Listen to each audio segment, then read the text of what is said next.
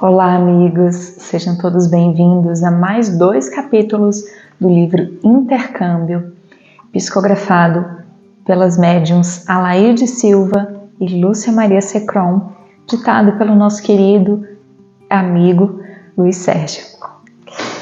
E vamos ao capítulo de hoje, que se chama Serviços Especializados. Fui convidado a participar de uma colônia onde os espíritos se especializam no setor mental. Isso quer dizer que vou preparar-me para conseguir trabalhar com o pensamento quase que exclusivamente. Nesse trabalho, usamos nossa força mental para auxiliar irmãos que se dedicam a outras tarefas de socorro. Vocês se lembram que quando relatei como são feitas as correntes?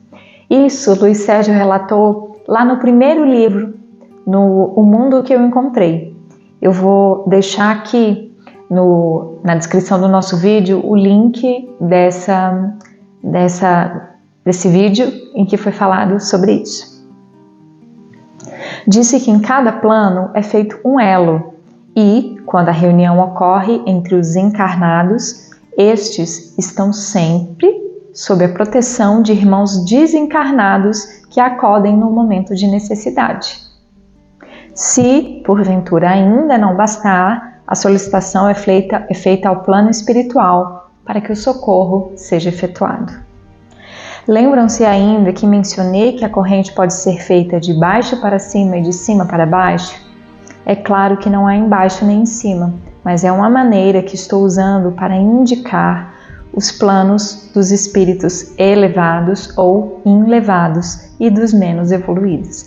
E ele usou esse termo também nesse capítulo onde ele falou sobre isso lá em O Mundo que eu Encontrei.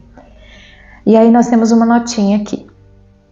A palavra enlevado, usada no sentido de elevação interior do ser, foi empregada pela primeira vez pelo Espírito Comunicante em o seu livro O Mundo que eu Encontrei.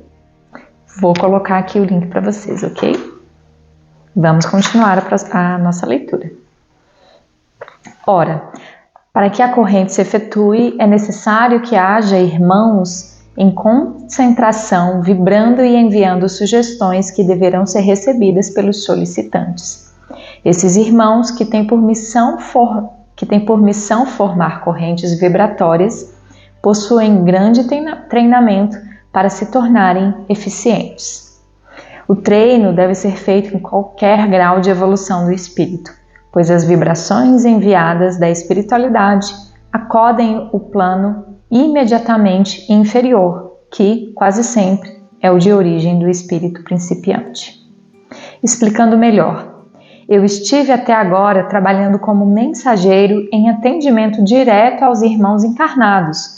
Agora devo treinar para conseguir enviar auxílio indireto aos encarnados e aos desencarnados que se encontram ainda na crosta. Disse indireto porque esse auxílio deverá ser dado sem que eu esteja presente. Para isso, necessitamos de muito estudo e dedicação, além da vontade firme de colaborar com o próximo. Muito fofo, né? Diga-se de passagem. Esse trabalho, já perfeitamente organizado, entre grupos de espíritos, necessita de numerosos trabalhadores, pois não pode ser suspenso nunca. Sai um grupo de irmãos, entra outro. Note-se que não são substituídos na totalidade, ficam sempre remanescentes do grupo anterior até que haja entrosamento perfeito. Então, os que permaneceram se retiram e, por sua vez, são substituídos. Ninguém trabalha exaustivamente, nem há um trabalho privativo de um só grupo. Todos atendem qualquer solicitação, venha de onde vier. Já tive as primeiras explicações do trabalho. Foi um pequeno preâmbulo, mas mesmo assim fiquei entusiasmado. É claro que tão cedo não poderei fazer parte desse grupo, mas mesmo assim quis dar notícias dele a vocês para que creiam que ninguém fica sem atendimento, pois há sempre trabalhadores apostos para acudir com vibrações e intuições necessárias. Então aqui ele está nos contando que ele vai trabalhar mais ativamente na ajuda que ele já fazia. Só que aí ele vai estudar para aprender a fazer isso também com a força da mente, né? Quase que exclusivamente mental, como ele mesmo nos coloca. Ainda nos explicaram alguma coisa sobre a mecânica do atendimento. Digamos que uma pessoa encarnada na Terra está precisando de auxílio e pede socorro através de uma prece. O protetor, um socorrista, um mensageiro, capta e corre a acudir. Nesse momento, pode o irmão precisar de mais proteção e recorrer a plano superior. Aí então, os irmãos mentalizadores captam seu pedido e imediatamente enviam o socorro que se fizer necessário no momento. Se o caso demandar maiores providências, enviam os informes a um departamento que funciona paralelo e aí são estudados os meios de se enviar o auxílio, que pode diferir de caso para caso. Os irmãos mentalizadores são o apoio com que nós contamos quando trabalhamos com os encarnados. Quando víamos nosso mentor concentrar-se antes de nos dar uma solução, provavelmente ele estava sintonizado com este grupo de irmãos. Bem, para que a gente consiga sintonia com eles, é necessário que saibamos nos colocar na onda certa. O encarnado também pode usar esse meio se estiver apto para isso. Pode até receber resposta diretamente, dependendo de seu desenvolvimento mediúnico. Há pessoas que conseguem manter-se em contato com planos bem superiores e recebem inspirações maravilhosas. Tentarei iniciar-me nesse mister, pleitando um lugarzinho num grupo a que pertencem espíritos de muita dedicação. Pelo que relatei, vocês podem perceber que são irmãos do meu nível, com capacidade mental mais desenvolvida, mais educada e direcionada para a função que exercem num período determinado. Entretanto, mesmo trabalhando como mentalizadores, ninguém deixa tempo ocioso. Esse trabalho sendo exaustivo, o período é relativamente curto e logo são substituídos. O resto de nosso tempo é dedicado a outra atividade. Vou continuar a ser mensageiro, atendendo aos encarnados que necessitarem de mim. É isso que planejo e com a ajuda de Deus conseguirei realizar. E esta é a melhor notícia que tinha para revelar. Outra também bastante oportuna é que nossos afins estão se juntando no espaço para formar uma corrente familiar que abrange os parentes carnais. Juntamo-nos sob a orientação de um mentor para podermos melhor atender aos espíritos que nos são caros, orientando-os, auxiliando-os sempre que se fizer necessário. Estamos em processo de formação da corrente, mas ainda sem agirmos. Há necessidade de que todos tomem ciência de que, na medida em que participem do bem comum, receberão de volta os benefícios que merecem. Muito pouco posso falar ainda sobre o assunto, porque está apenas se iniciando o entrosamento. Posso afirmar, porém, que poucas são as famílias que conseguem realizar esse intento. Porque não procuram, porque não sabem ou porque são desunidas. Já é sabido que família não é só aquela que em determinada encarnação são nossos parentes carnais. A verdadeira família é espiritual e essa consta de muita gente. Muitos de nossos familiares não podem se juntar a nós porque podem estar encarnados em outros ambientes ou desencarnados em outros planos de vibração. Muitos destes podem, inclusive, estar necessitando de nosso socorro. E então iremos lutar para que se integrem conosco. Mensagem de 27 de maio de 1978. Vamos para o próximo capítulo, que se chama Atendendo às Solicitações. Trago hoje muitas coisas para dizer e vou aproveitar para comentar o máximo de novidades. Bem, vamos manter a ordem de primazia. Primeiro, o atendimento que temos feito porque é o assunto mais importante. Então ele está atendendo um assunto por ordem e ele fala que o atendimento que ele faz é o assunto mais importante que ele tem. Já sabem como consigo atender a todos os que solicitam ajuda. É rogando a um outro irmão bondoso e mais experiente e principalmente pedindo auxílio superior. Assim, temos cuidado de quem está deveras com sérios problemas kármicos, que necessita de muita atenção e constante vigilância espiritual. Os irmãos menos esclarecidos estão sendo doutrinados, e aos poucos, e com a ajuda do poder mais alto, haveremos de conduzir a bom termo esse entendimento. Muitas pessoas pedem notícia dos parentes que desencarnaram de maneira violenta, tal como eu desencarnei, e é com bastante tristeza que nem sempre podemos dá-las. Porque ou não nos encontramos ou não devemos fazê-lo. Não os encontramos ou não devemos fazê-lo, para evitar possíveis danos espirituais. Aconselhamos aos irmãos que orem pelos seus entes queridos que vieram para a espiritualidade. Essa é a maneira de ajudá-los. Todos sabem que sou principiante e que não faz muito tempo que desencarnei, e apesar de me esforçar muito, ainda não consigo realizar grande parte dos compromissos que gostaria de assumir.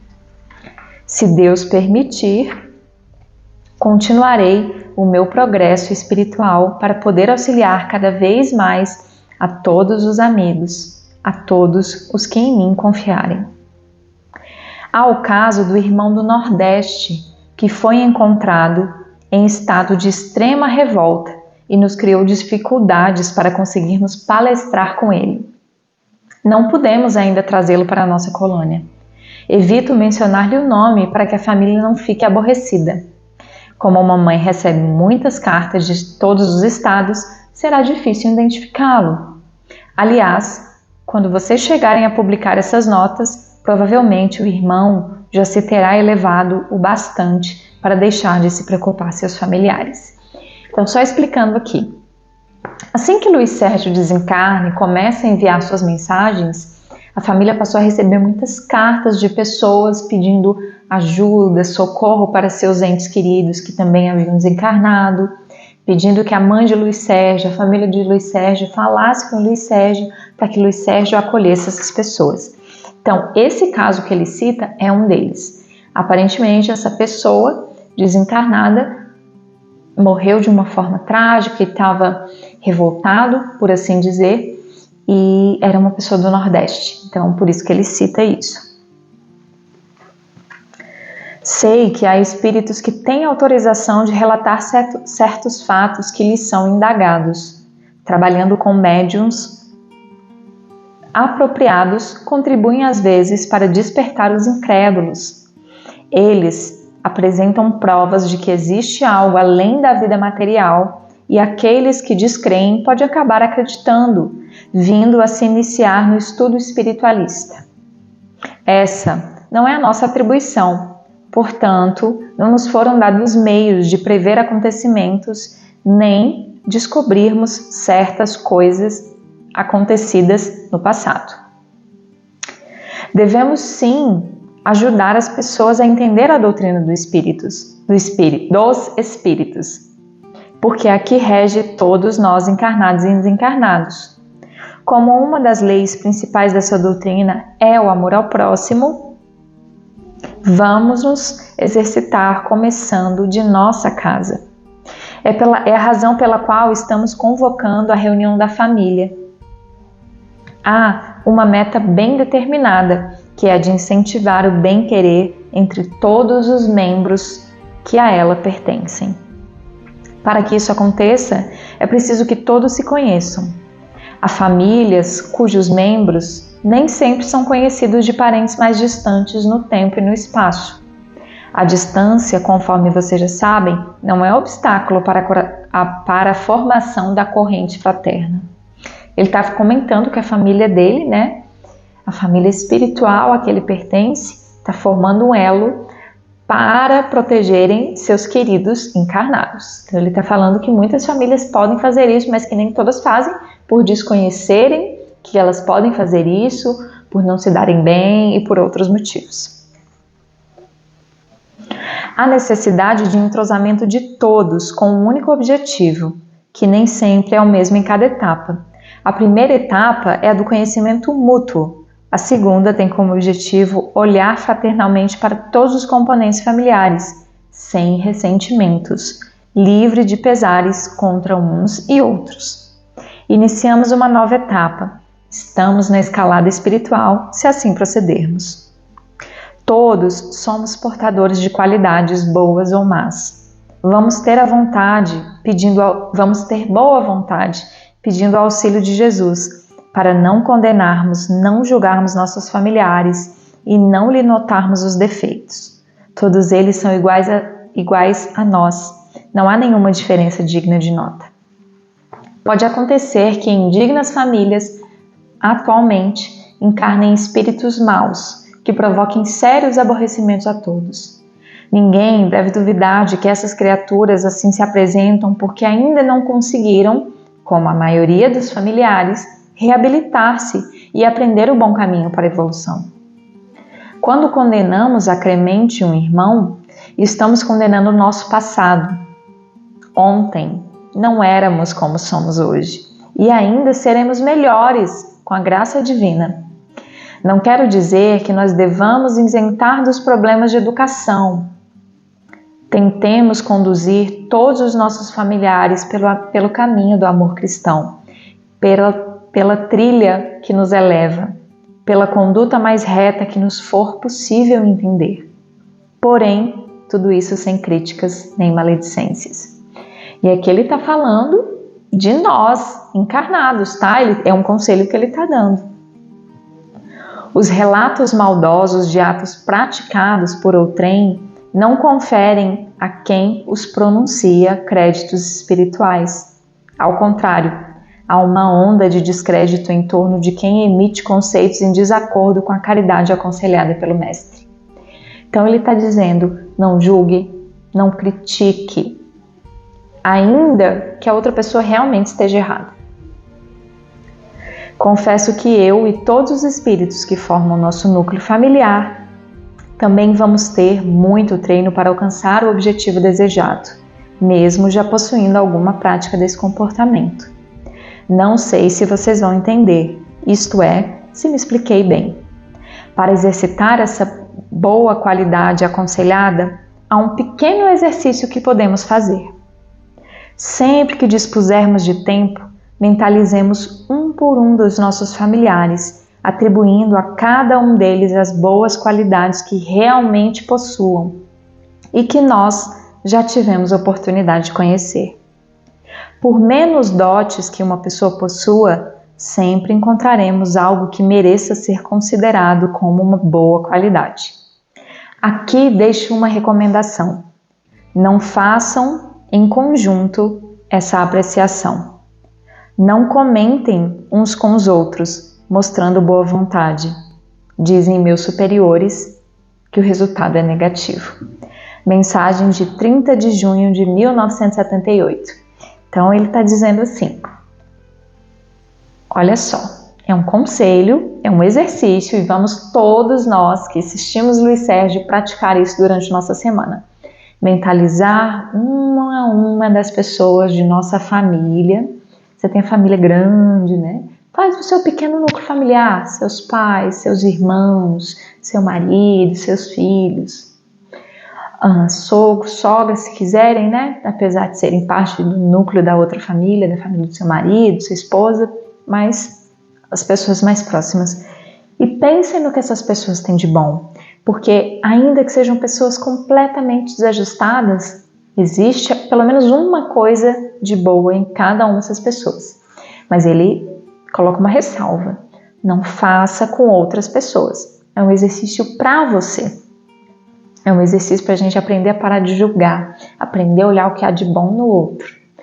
E encerramos hoje, por aqui, esse mais um capítulo, mais dois, né? Melhor dizendo, do nosso livro Intercâmbio. E vou deixar vocês com esse exercício que eu também vou fazer. Nos vemos na próxima semana, no próximo sábado. Um bom final de semana para todos vocês. Fiquem com Deus.